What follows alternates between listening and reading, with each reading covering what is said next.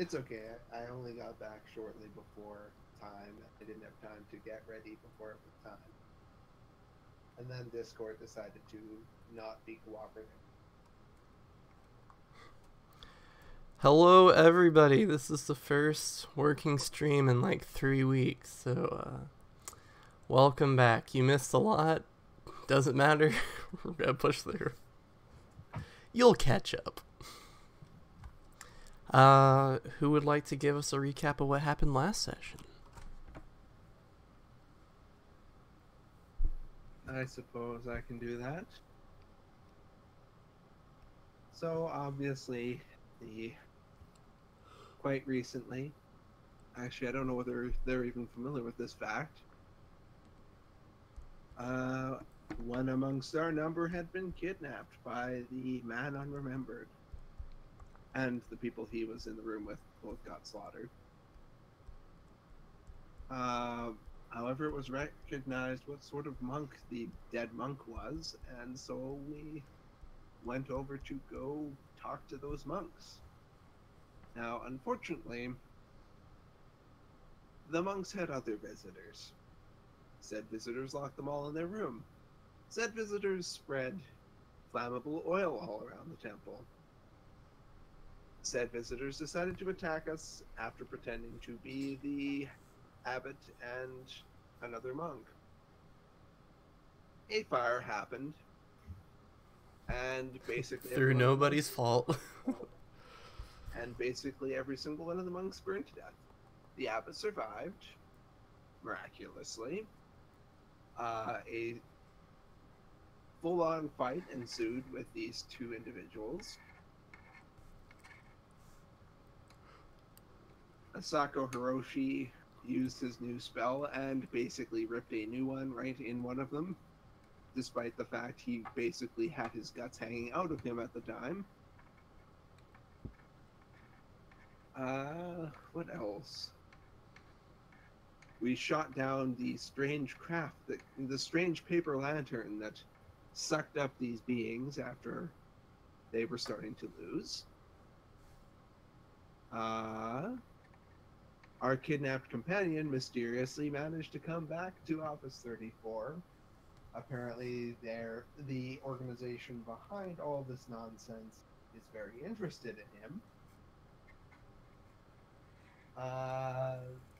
He met a being that took the form of his sister, his lost sister. Said beings apparently claim to be from an as of yet undiscovered spirit realm and are immune to the taint.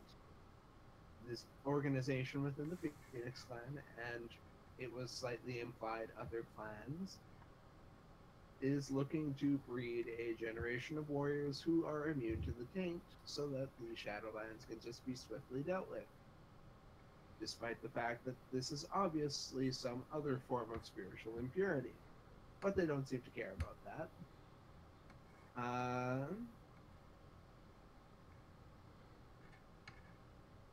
We were sent to go find this shot down paper lantern.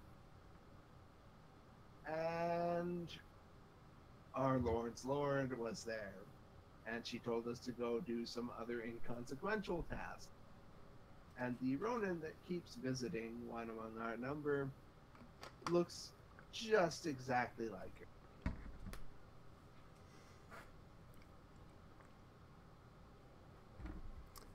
That about sums it up. So before we head over to the lake, I want a small scene of us at the dojo of Void. I guess I should be on Kunasawa if that's the case.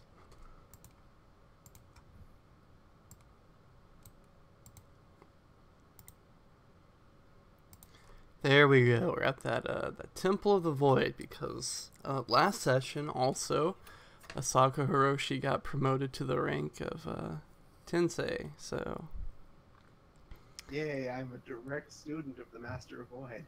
Yeah. So before he goes out on this missione, He's brought into the Temple of the Void so he can, like, meet the Master of Void and, get initiated. So you're brought over.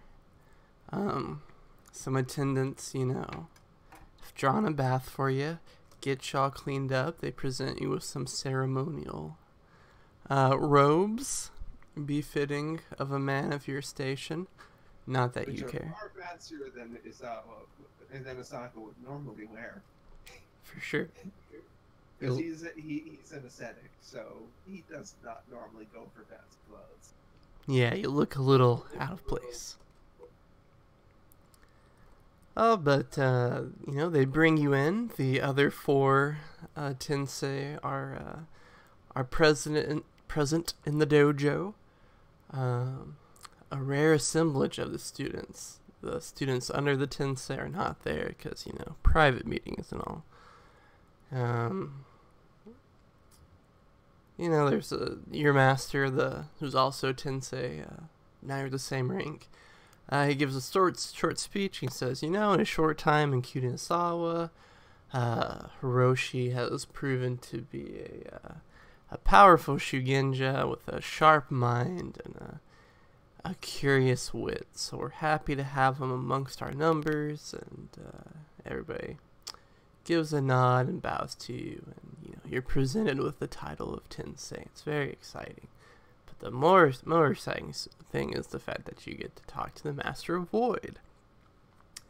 The Master of Void is the oldest of all the Elemental Council presently. He's like 98 years old, very ancient. He's a tiny, shriveled old man. He's always sitting on a little cot in the dojo because, as far as you know, he's like been in that location for like 25 years. He hasn't moved really, except when like servants need to move him to take him to the Chamber of Fives. Because while his physical body doesn't do anything, his spirit's been traveling the void in the Empire for 25 years. So, his spirit still guides the dojo, even if his body hasn't done anything for a while. So that's pretty exciting. So you sit before the Master of Void. He doesn't say anything because he's a weird spiritual ghost man. And, why don't you go ahead and try to commune with your new master, Mr. Hiroshi? Okay.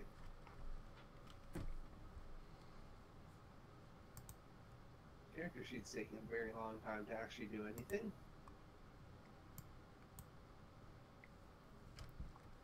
And this is Master Isawa Mori, the Void Mister.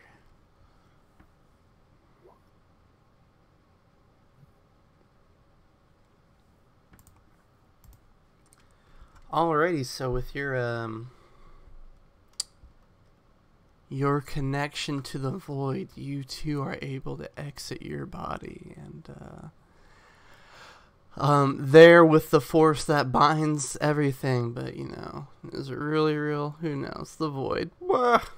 You're able to come face to face with your master in his spiritual form, and he you get the sense that a force is smiling and nodding at you, and he says, "Oh, Asaka Hiroshi, it pleases me that they chose you to be one of my students.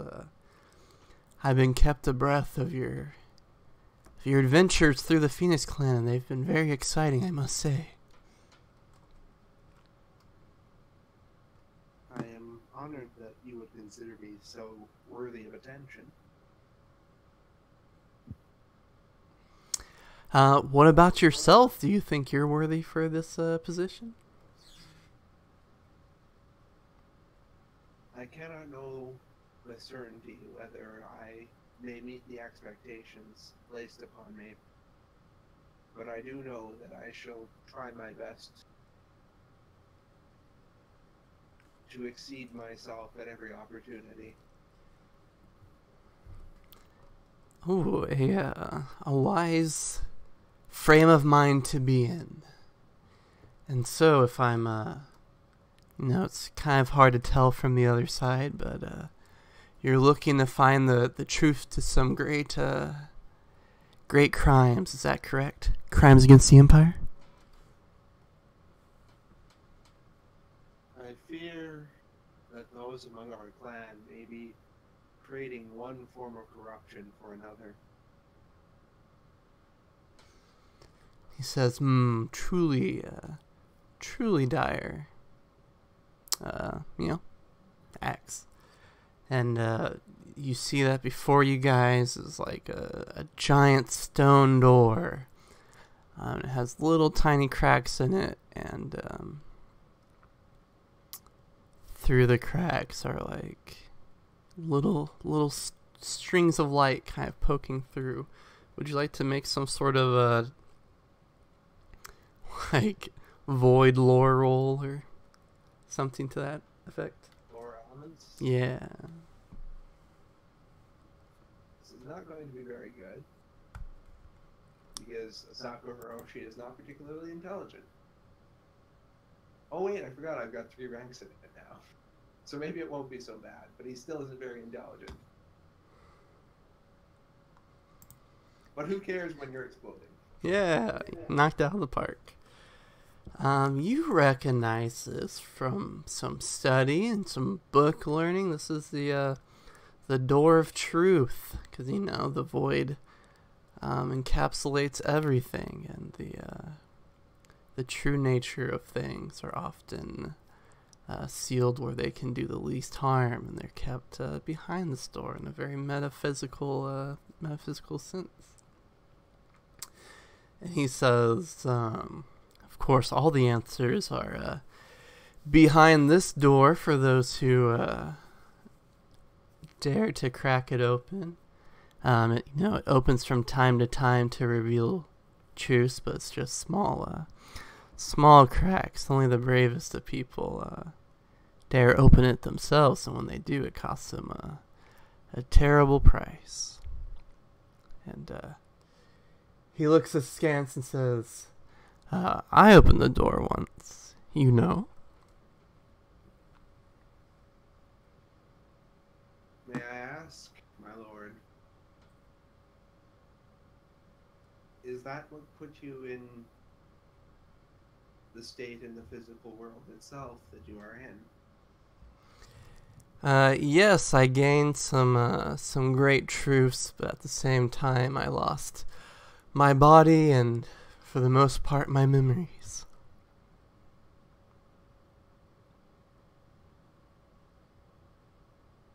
There is a door behind which truths exist within my own mind.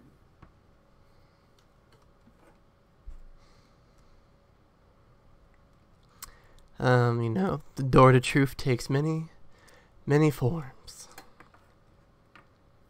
In this case, I fear not that it is in fact a door of truth, but a door of lies that clouds my mind. Yeah, give yourself a 1 point.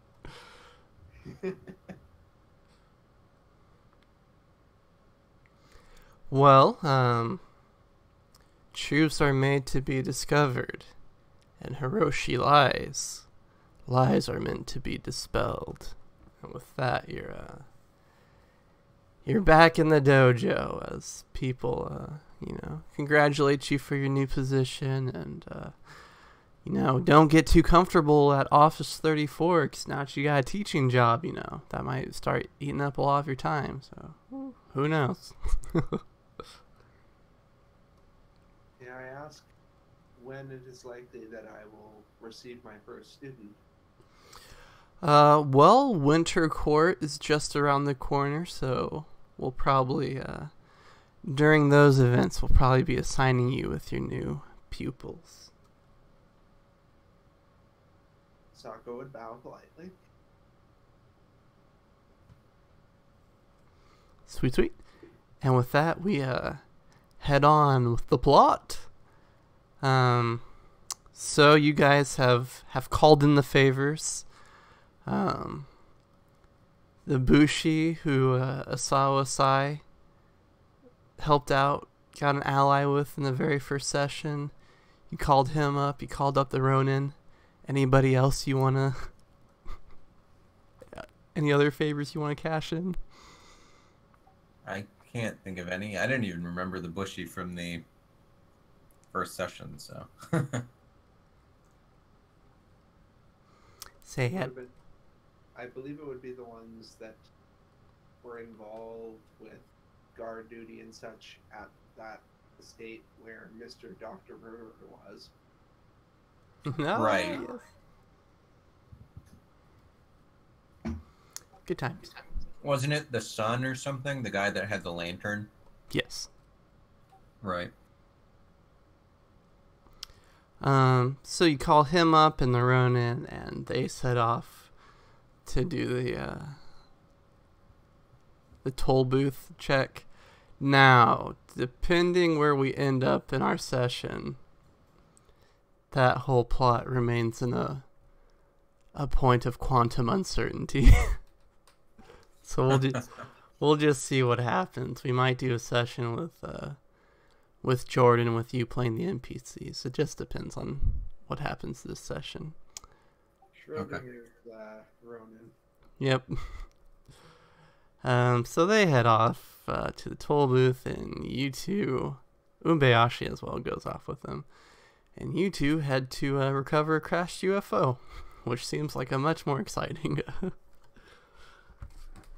adventure. But who knows what twists and turns could happen on the road. So once again, you guys travel through the beautifully modern Phoenix roads. From one side of your land to the complete opposite side. I guess I'll pull up that map now. Did you adjust it to actually be aligned again? No, Ken. No, I didn't.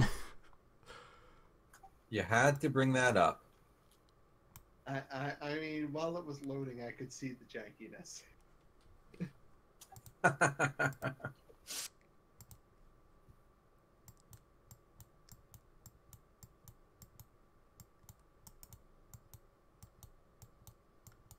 Dot. Just like Indiana Jones. That's right. Da, da, da, da. Oh, wait. You need a little, like, plane animation.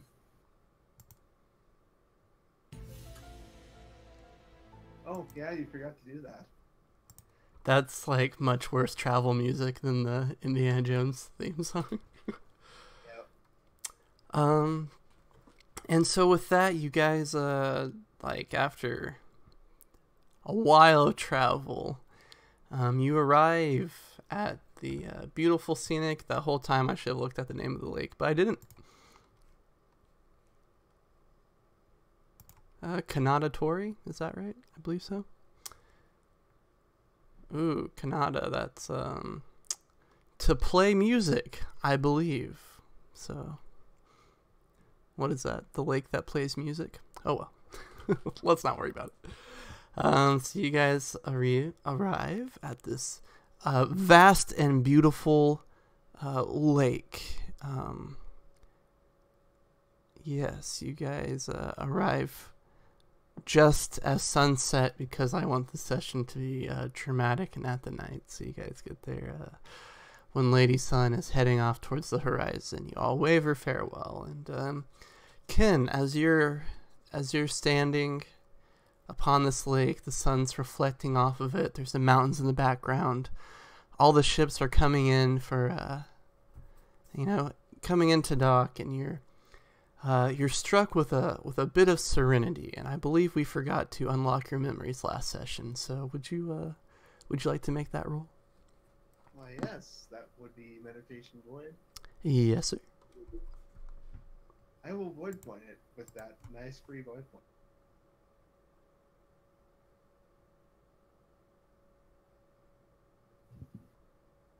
Because that seems like a sensible thing to do. I agree.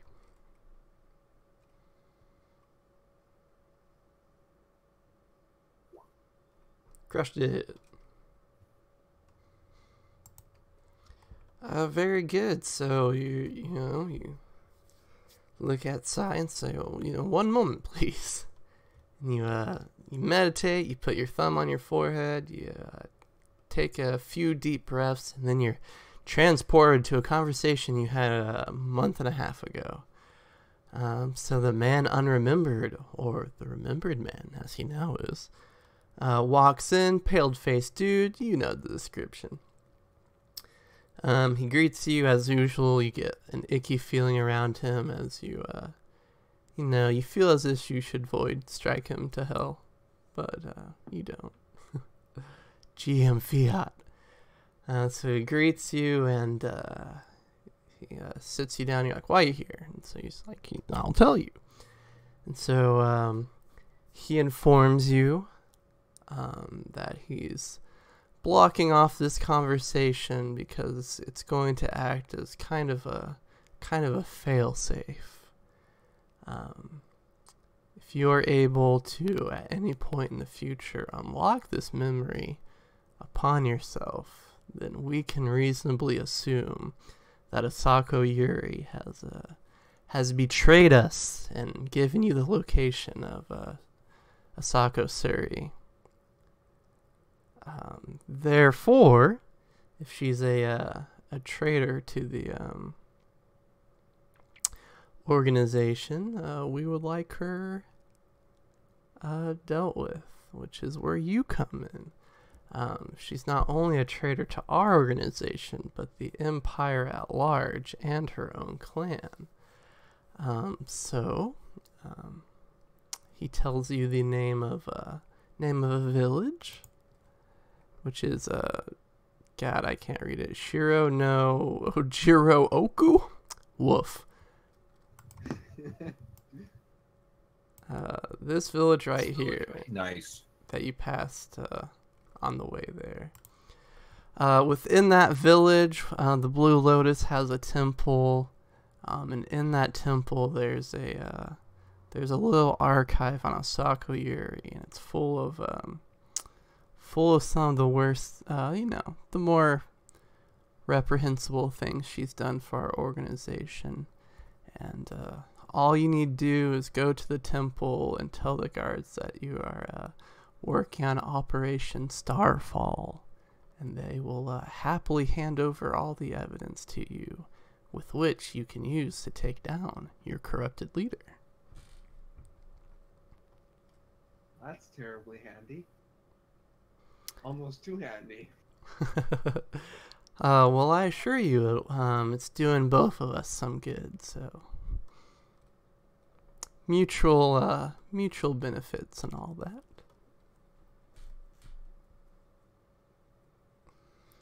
And then as the conversation goes, he's like, but for now, we don't have proof that she's a traitor, so away with those memories we go. And he kind of waves his hands, and your recollection ends.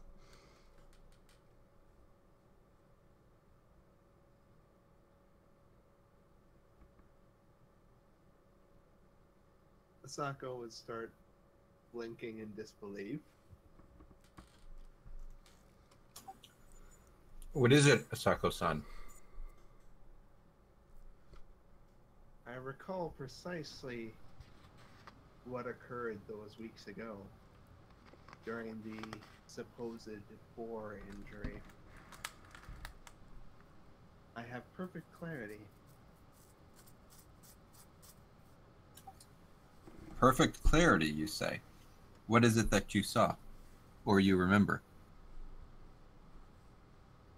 Likely something that at this time I was not supposed to.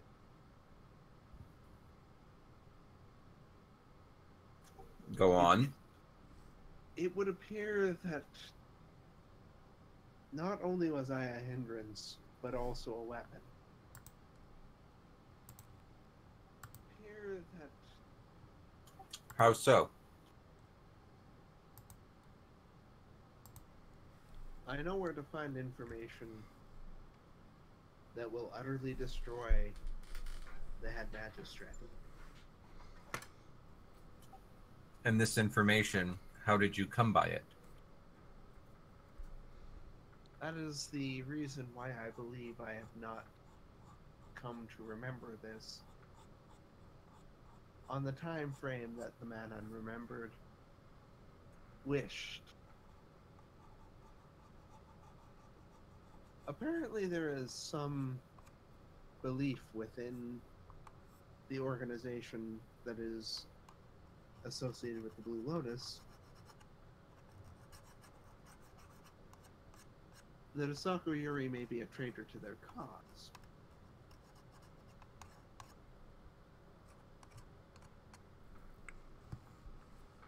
Thus, I was given full information as to where to acquire this damaging information, as it seems likely that the man unremembered believed that should Asako Yuri prove a traitor to their cause, she would unlock my memory.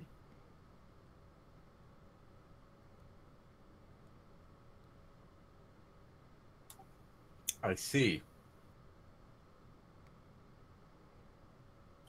Is this intelligence to be trusted? That is difficult to say. I was given very specific instructions. The question becomes whether the man behind them was honest or not. If he was honest, this information would be incredibly damaging. All of Lady Asako's crimes against the Empire would be laid bare.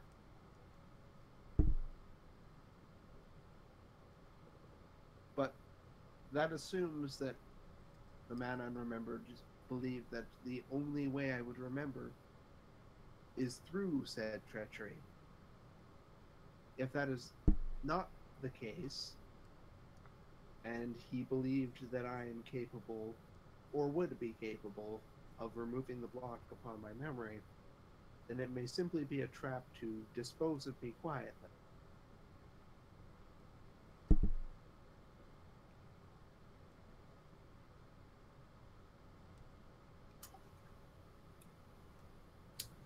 If Asako Yuri has indeed committed crimes against the clan and the Empire, it would be the courageous and honorable thing to expose them, would it not? It would indeed. I am simply stating that should we attempt to claim this information, we may not leave it alive. Thus, if there is an intent for us to acquire this after we complete our task here, it may be wise to make peace with oneself. I agree. But a samurai must always be ready for such a deed. That is indeed the case.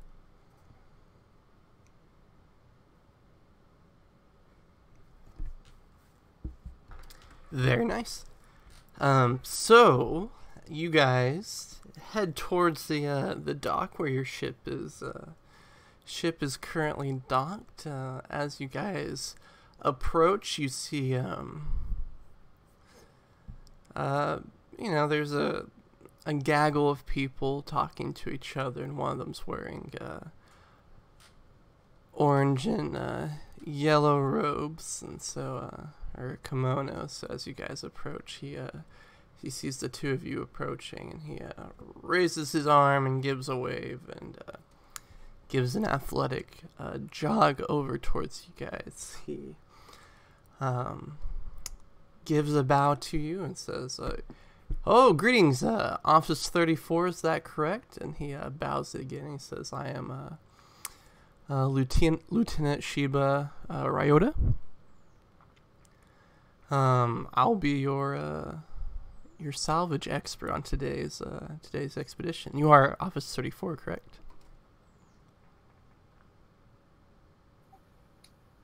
we are. How did you come to know of our presence here? Oh, I was, Asako Jun requested my service from the Navy. So I only just arrived, a day or so ago. Might I ask, how familiar are you with the politics within our office? Within the office? Yes. Sorry, can't say I know much. The salvaging department and the magistrates don't really mix very often, but I assure you, I am here to do my job.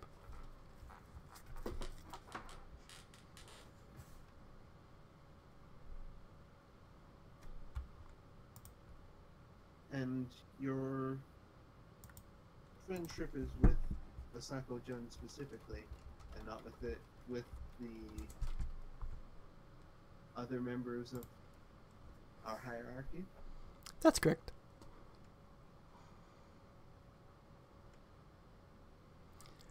And if you'd like to make a lore heraldry roll on this guy.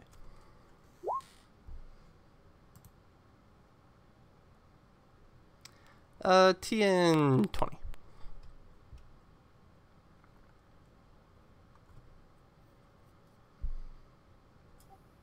That would be unskilled for me, so I don't even think there's a point.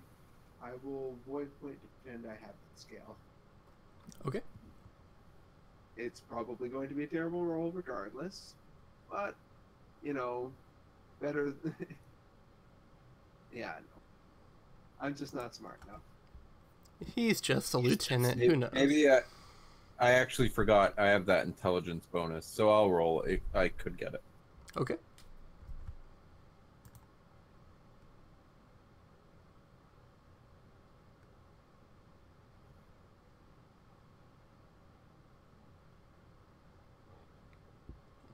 Okay. Hey, that should have been unskilled. All right, we'll drop that 5. What the heck? I must have clicked the wrong one. Well, no, that's definitely unskilled because you rolled 10s that didn't do anything. That's Like, true. they just stayed Why did I roll 5? 1 second. leftover bonus from from having to do a heraldry roll with the fancy library. I might have clicked Bushido, so there should be like 1 less, I think.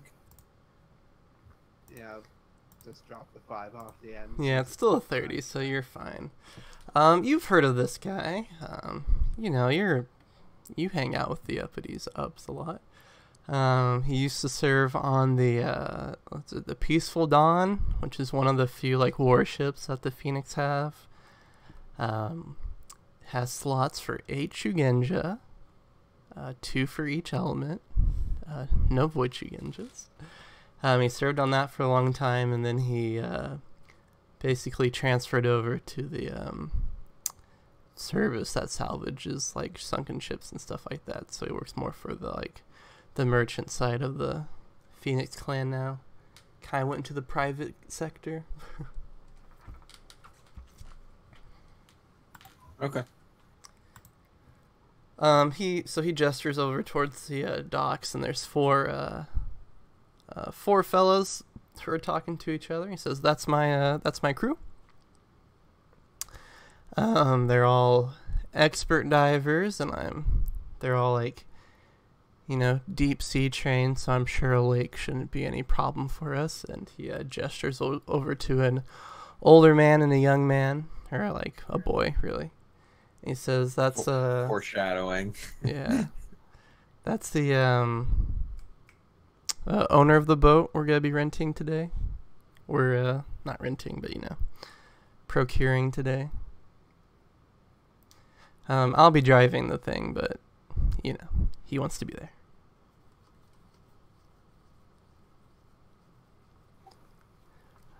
Any questions before we ship out? What's the? I'm gonna take a look at the boat. Like, what's the boat like? She's called the Carpenter Ant Palace. If you look at your Roll20 sheet, oh, no wonder you can't see it. That does make a difference. I couldn't find a larger one that I liked, but it is like a junk, but it's like a 2-story one, so there is a below deck area. It's one of the larger ships in the area because it needs to be large enough to support the the ship that you guys are gonna salvage. So it's pretty big. It has like a very a larger mast than other junks, and so that's why they picked this ship, because these guys are gonna use like a winch to pull whatever it is out of the lake. So they need something they can hook up their cables to that won't like snap under something really big. So it looks seaworthy. It definitely doesn't look like it has carpenter ants in it. Okay, so there's no opportunity for Isawa to say we're gonna need a bigger boat.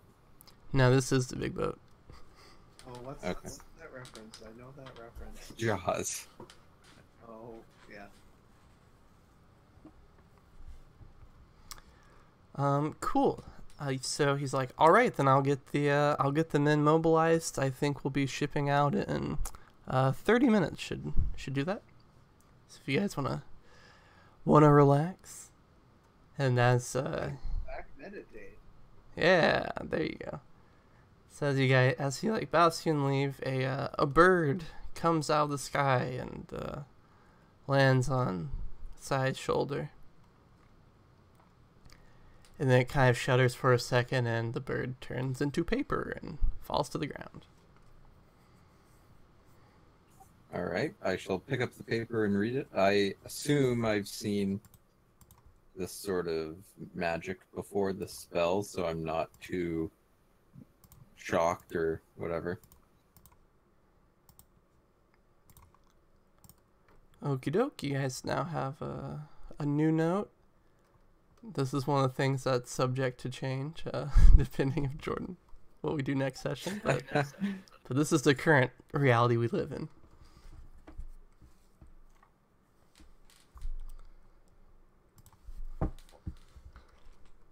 I'll pop it up on the screen so anybody on the stream can read it. And that's note to Umbayashi. That note. Yes.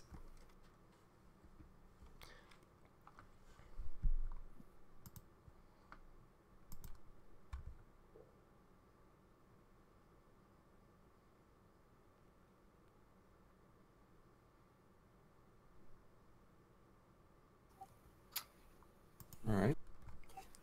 1 second, I'm gonna close the window. Okie doke.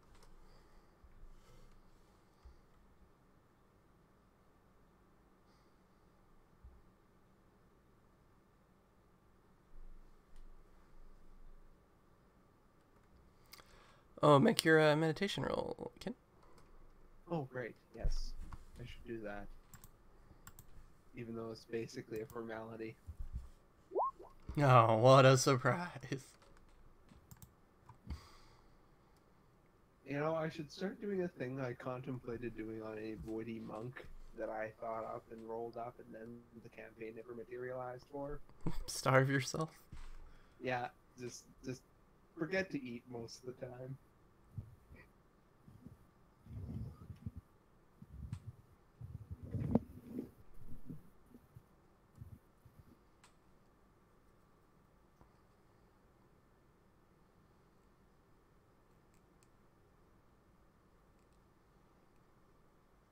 All right, I'm back. Sorry about that.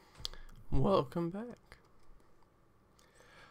So with that note provided and you two having read it, the ship gets packed up, the sails come down, and you guys are ready to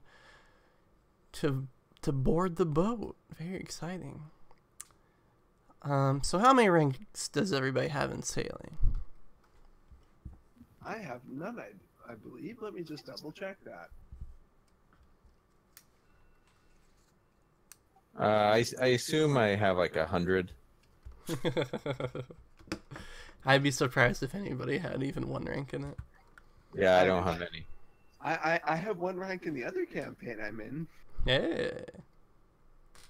Because we were doing a little jaunt to the Mantis Isles, which, you know, it seems like a good thing to have then.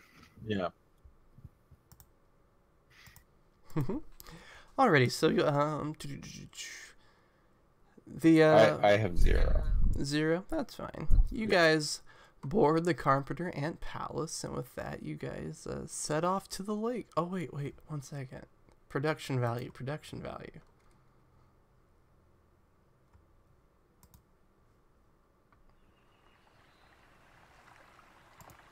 Hell yeah. So, so the sorry for making that noise so much. The sun goes down. Lady Amaterasu heads off to greet the other side of the planet, and you guys set off onto the lake. It's placid. It's flat. It's cool. There are no other ships out on the lake, on the loch, from what you can tell. There's not a cloud in the sky, so it's all the beautiful stars up above. It's a very relaxing boat ride. The crew, for like the first 15 minutes, is running around the ship, getting everything tied down and making sure everything's in working order. But once that settles down, Sheba Ryota heads over towards you guys and gives you a bow.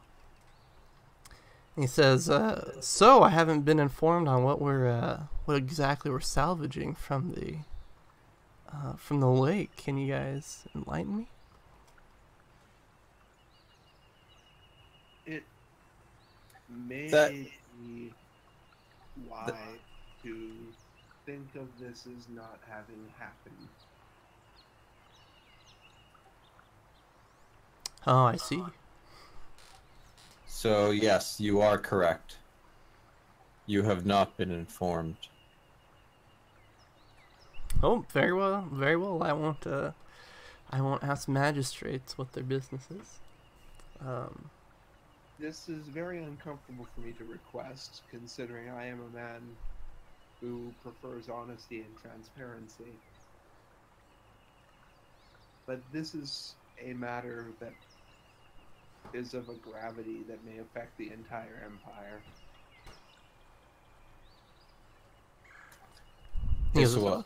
Iswa nods quietly. He goes, "Oh yes, of course. If it's for the empire, I'll of course keep things quiet, and I'll tell my men to do things as well." And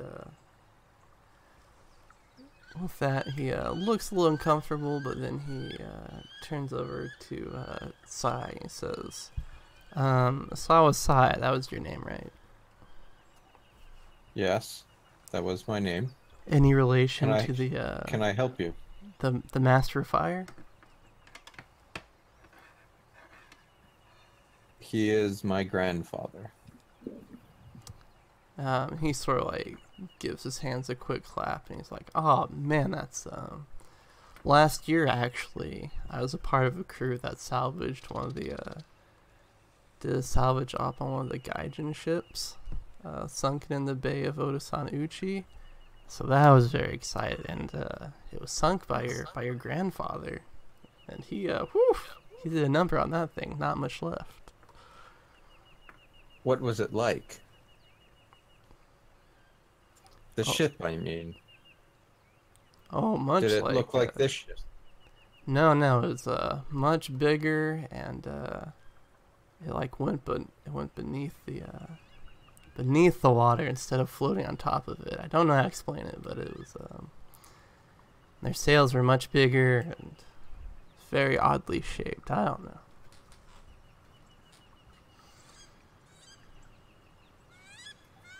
Wow, that is fascinating. Yeah. You know, on board was all sorts of, you know, barrels full of the gaijin pepper, which is very exciting. It was all ruined by the time we got to it, but you know, you could still see the blackness in them. It's very exciting.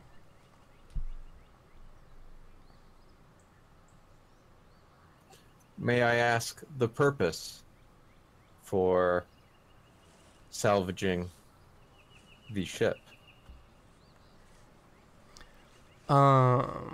He looks at you and he says, "Well, much like this operation, I wasn't informed." What on earth was that? What was that, Hiroshi? I believe that was a duck of some kind. Oh, okay.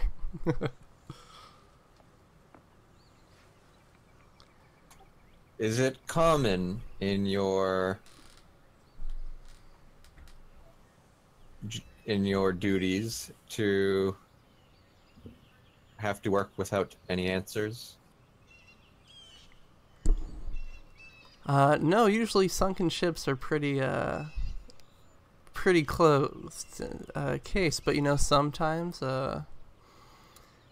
you know, there's a skirmish offshore and neither clan wants it to go to the Empress, so you know, they ask you to retrieve the sunken ship without any questions. So it does happen from time to time. I must ask a question of you that may strain upon your honor. Ask away. I do not mean to imply that one would eavesdrop on conversations aboard a vessel, but at any time, have you heard the term during that particular salvage operation, Uzumaki spirit?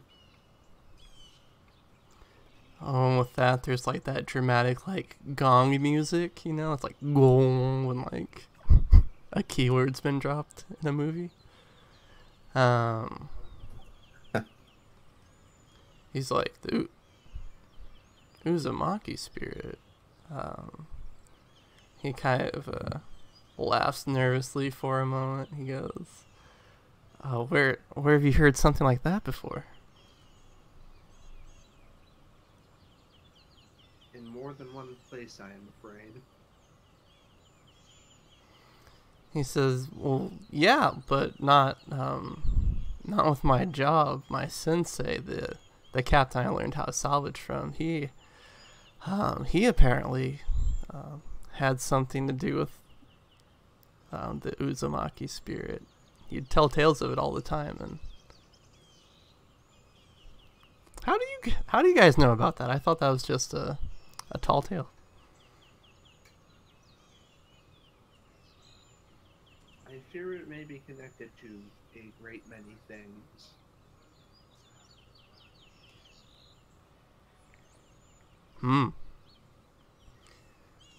What would you like me to tell you what I know? That would very much be appreciated. Well, according to him, quite a while ago, I'm not sure, when he was a young man, so who can tell, the clan champion at the time, rounded up a few sailors throughout the Phoeni-X clan, the best ones he could find, but nobody that actually knew each other, and gave them a ship and a location, and said that there was a gaijin's ship that got sunk and that he'd like them to retrieve it. So they went out into the ocean to find this thing, and apparently it was a large, like, are you familiar with the the ships that they have in the Crab Clan? I have never been so far south. Oh. I am not. Well, in the Crab Clan, they have ships that he points towards the junk and he says, well, the deck is covered with a big iron shell, basically. From what I could tell, it was a ship kind of like that, but it was made by Gaijins. And it was much bigger than a junk. And it was resting at the bottom of the sea, and apparently an explosion of some sort took it out. According to him, it didn't look like a ship that would sail on the water, but there it was. And yeah, apparently he pulled that thing out of the water with the rest of the crew. He described like monsters attacking them, stuff sailors talk to about stuff, and took it back to Shibashiro, and I was ordered to never talk about it again. But sailors.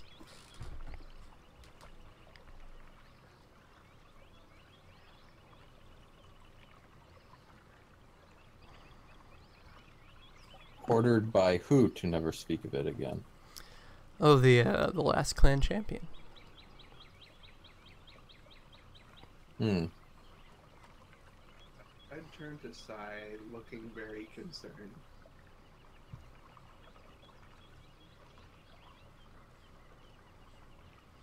I always thought it was a tall tale, but hearing you guys mention that, I'm surprised. Do you guys think there's a Gaijin ship in the lake? No, that is not the precise object we are bringing up. Actually, you may be quite amused when you see what it is. It may not even be intact considering the water, but this object is not of a natural sort, we believe. Oh, I see.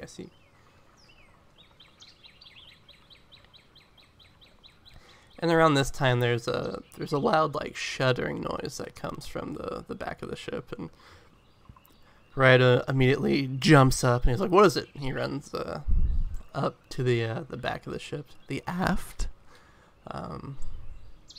where the dude operating the rudders has like been thrown on the floor, and the rudders like shuddering wildly, and Ryota like throws himself against the rudder to try to straighten out. What do you guys do?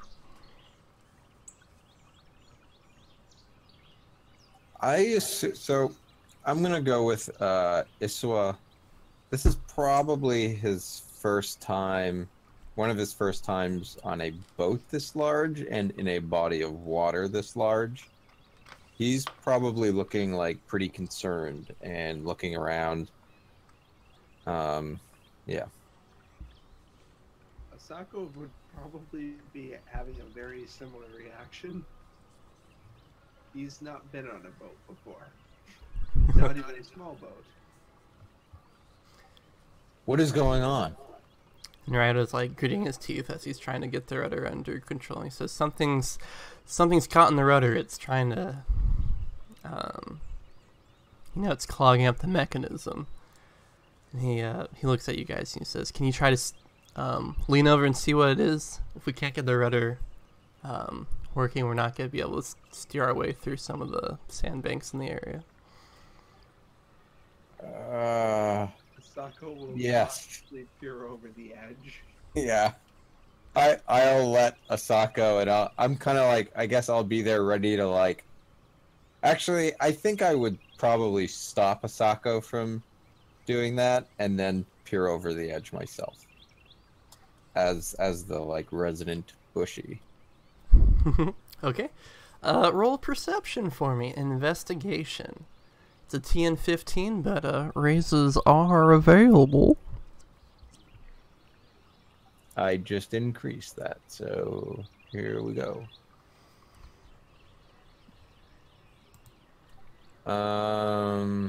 I have no idea what my rolls are going to be like because I just changed these stats. So I don't know. Actually, I'll put in a void point and take a raise.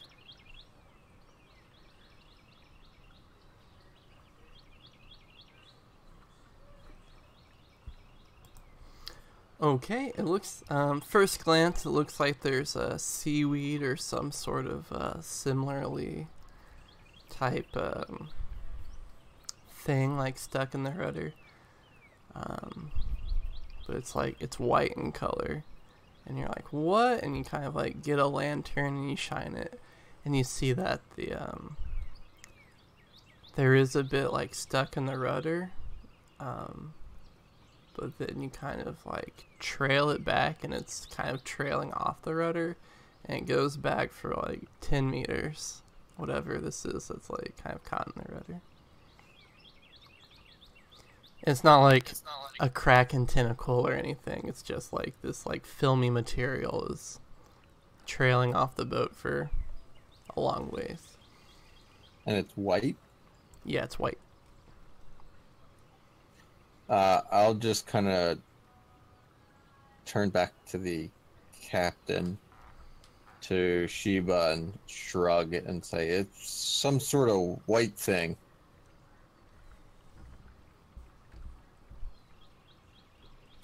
And it looks long. I can't quite get a good look at it. Sako will make an attempt to look at it too. Sweet, sweet. He's not going to have any more luck. I highly doubt he's going to have any more luck.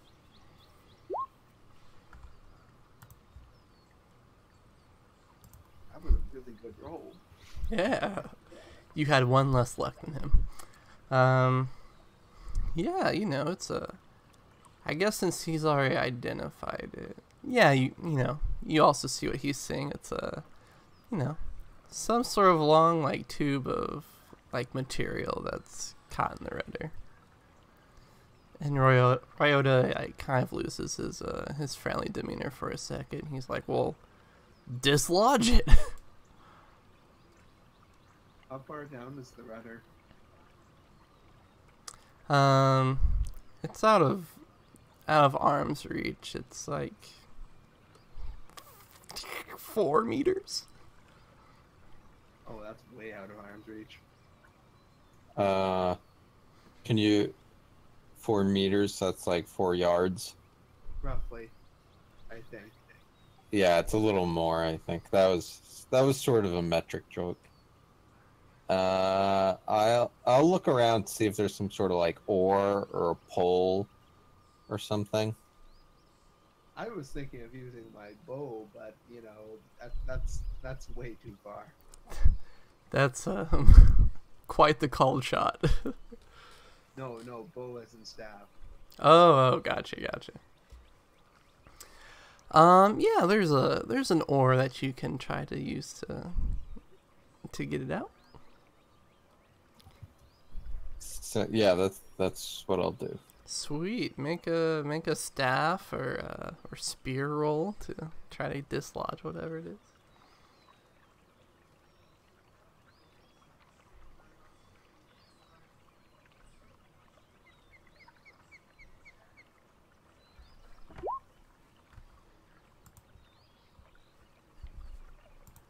Sweet. 15 was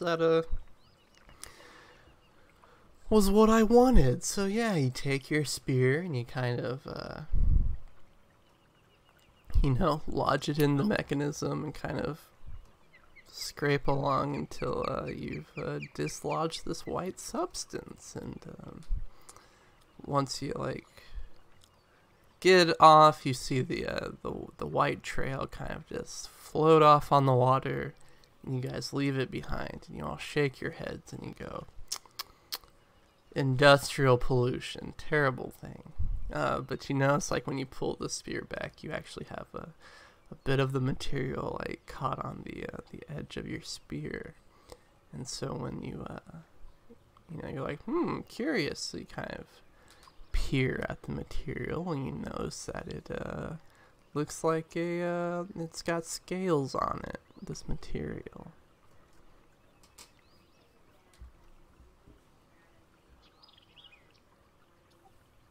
Well, that's not normal.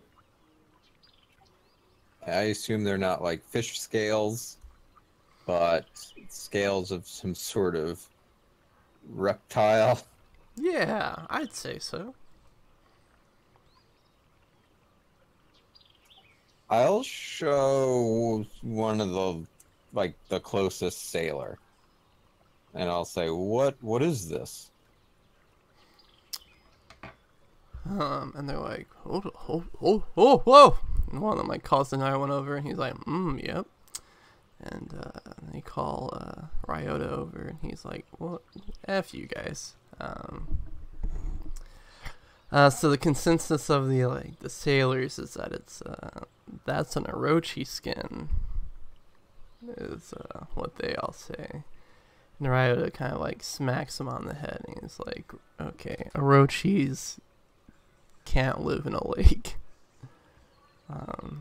Like only the sea is big enough to contain them, so it's just probably some like large snake or something like that. What is an Orochi? Do I know what that is? Sure, make a lore spirit realm roll for me. I don't have that particular lore, so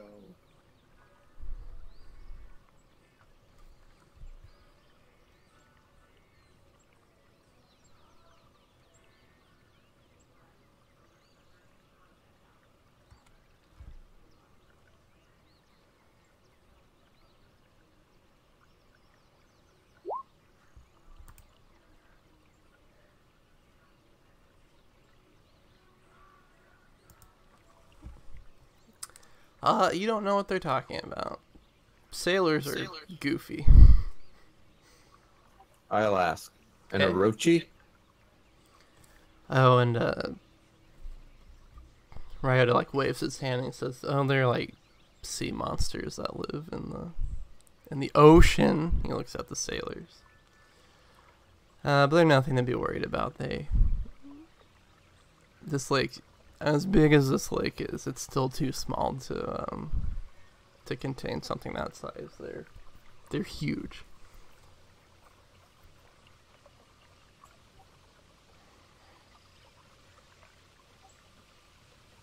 Well, then how do you explain this? He's like, maybe there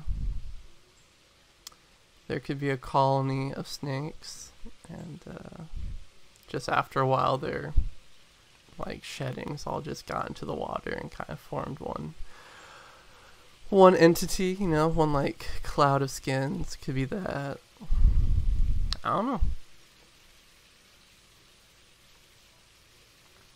How do you explain 100-foot long serpent that can like eat ships whole living in a freshwater ecosystem? They eat whales. They can't live off like flounder and trout. I don't know why a flounder would be in a lake either, but I said it.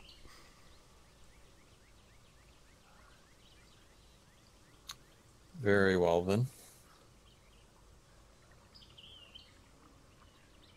you know the waters far better than I. So I will trust your judgment. And he nods, and I appreciate Of that. course, I think this is a terrible idea to trust his judgment, but in character, I've got no reason not to believe it. He says, "I appreciate it." And he turns towards the sailors, and he says, "And I'll have no more talk of Orochi on this ship. Got it?" They're like, "Yeah, of course." And he's like, "All right." And so he goes back to steering the ship for a little bit, just to make sure that people are avoiding giant snake skins. And with that, I have to use the restroom, so we're gonna take a 5-minute break. Alright. Okay.